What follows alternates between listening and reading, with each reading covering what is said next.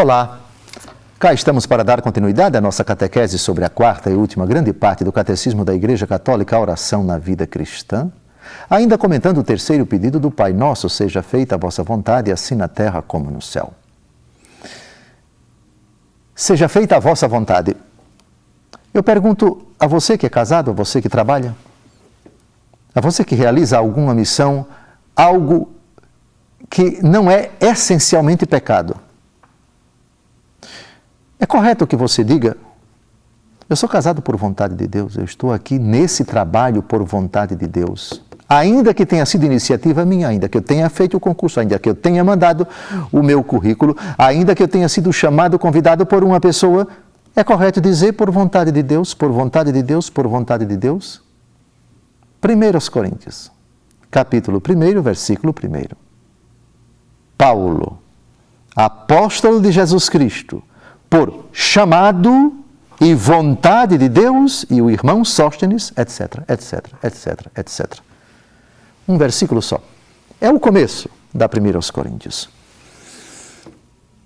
Por chamado e vontade de Deus.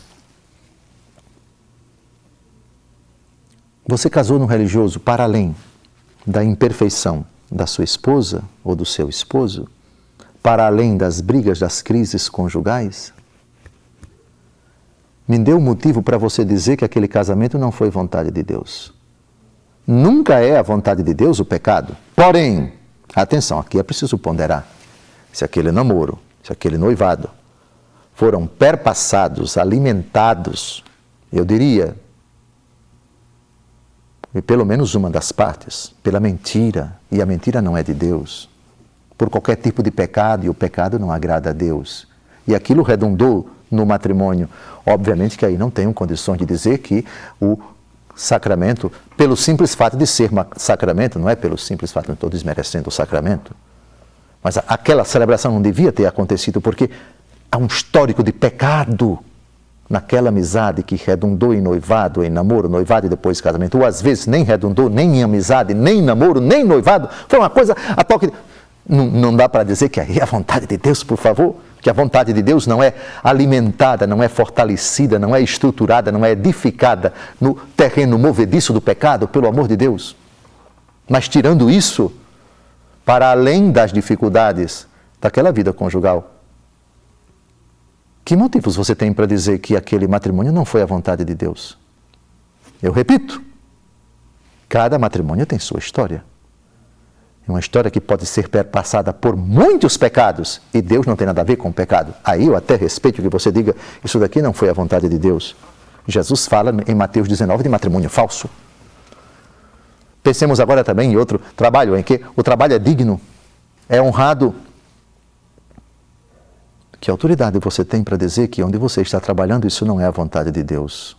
Vejam que eu não estou afirmando nada. Eu só estou jogando interrogações para ajudar-nos a, de repente, perceber que o matrimônio é uma bênção, é uma graça, é um favor de Deus para além das limitações humanas. Suposto tudo o que eu falei a respeito do histórico de determinados matrimônios, por favor, não estou generalizando.